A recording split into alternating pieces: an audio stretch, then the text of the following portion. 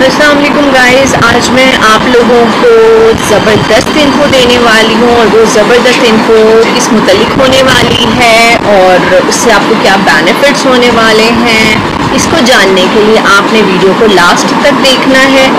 तो स्टार्ट करते हैं। जो आजकल सबसे अमूमी मसला है कि जी अगर बाहर के कंट्री में स्टडी परमिट के लिए जाया जाए या जॉब के लिए जाया जाए तो कौन सा मुल्क वीज़े के लिए बेहतरीन होगा। जी तो आज मैं आपको बताने लगी हूँ कि आपने अगर स्टडी परमिट के लिए अप्लाई करना है तो कौन सी बेहतरीन कंट्रीज़ हैं जो आपको परेशान नहीं करेंगी वीज़े के सिलसिले में। जी तो जो जॉब के हवाले से वीडियो होगी वो मेरी नेक्स्ट पार्ट में होगी। अभी मैं आप लोगों को जो कुछ बताने जा रही हूँ वो है 8 कंट्रीज़ का कि जो वीज़े के मामले में आपको बीइंग एन इंटरनेशनल स्टूडेंट बिल्कुल तंग नहीं करने वाली, जिनमें सबसे पहला नाम तो आता है कनाडा का। जी तो कनाडा में अगर आपकी जो है ऑनलाइन रजिस्ट्रेशन किसी भी कॉलेज या यूनिवर्सिटी में हो गई है तो आप लोगों को बहुत हैवी बैंक स्टेटमेंट दिखानी पड़ती है जिससे आपका वीज़ा अप्रूवल आता है, अदरवाइज रिफ्यूज़ल हो जाता है। और रिफ्यूज़ल के बाद फिर आप अपील भी करें तो भी बहुत कम चांसेस होते हैं कनाडा में जो है वो फिर स्टडी परमिट हासिल करने के। उसके बाद जो कंट्री मैं आपको बताने जा रही हूँ वो है जर्मनी।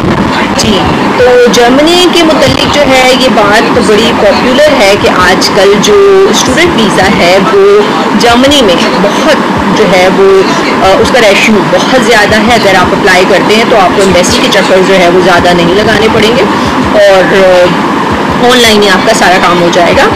तो जर्मनी के हवाले से मैं आपको एक और बात भी बताऊं कि जर्मनी की कोई भी यूनिवर्सिटी अगर आपको एक्सेप्ट कर लेती है तो फिर बाकी जितना भी काम है वो बहुत स्ट्रेट फॉरवर्ड है और जो वीज़ा प्रोसेस है वो भी वेल ऑर्गेनाइज्ड है और ट्रांसपेरेंट है।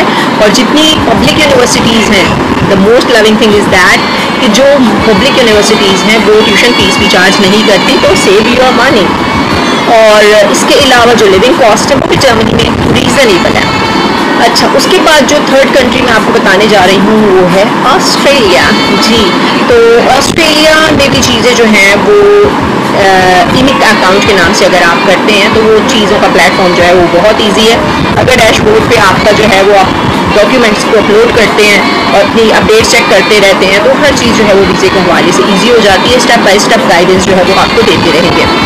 उसके बाद कंट्री आता है न्यूजीलैंड। जी तो New Zealand is one of the safest most welcoming countries for students. तो अगर आप इंटरनेशनल स्टूडेंट हैं तो ये काम आपके लिए इमिग्रेशन वेबसाइट के थ्रू ही ईजी हो जाएगा। सुपर क्लियर है, सब कुछ जो है आपके लिए बहुत इजी होगा, एम्बेसी जाने की ज़रूरत नहीं पड़ेगी। उसके बाद आता है मुल्क आयरलैंड। जी तो अगर आप आयरलैंड में जो है वो किसी भी आयरिश कॉलेज या यूनिवर्सिटी में जो है इनरोल हो जाते हैं तो वीज़ा ऑनलाइन ही आपका सारा काम हो जाएगा, उसमें आपको परेशान होने की बिल्कुल भी ज़रूरत नहीं है। जो फॉलो अप ईमेल्स होती हैं उसके थ्रू ही आपको जो है सारी डिटेल्स मिलती रहेंगी, अपडेट्स मिलती रहेंगी, उसके लिए भी परेशान होने की ज़रूरत आपको बिल्कुल भी नहीं है।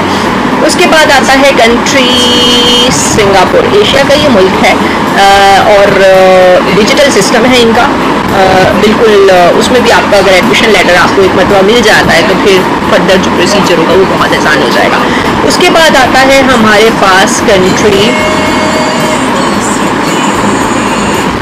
उसके बाद कंट्री जो आता है हमारे पास वो आता है, थोड़ा सा वेट कीजिएगा, मैं आपको एक दो चीज़ें और भी क्लियर बताना चाहती हूँ इसके हवाले से, तो थोड़ा सा वेट कर लीजिए। सिंगापुर के बाद कंट्री आता है नेदरलैंड। जी तो ये तो आप बेस्ट पार्ट समझें। अगर आपको नेदरलैंड की किसी भी यूनी में जो है वो आपकी अप्रोच हो जाती है तो आप वीज़े के लिए अप्लाई करेंगे तो वो बहुत आसान हो जाएगा, रेजिडेंस भी आसान हो जाएगा और बिल्कुल आपके भी हाथ पर वो वीज़ा और रेजिडेंस खुद ही अप्लाई कर लेंगे तो नेदरलैंड वाले।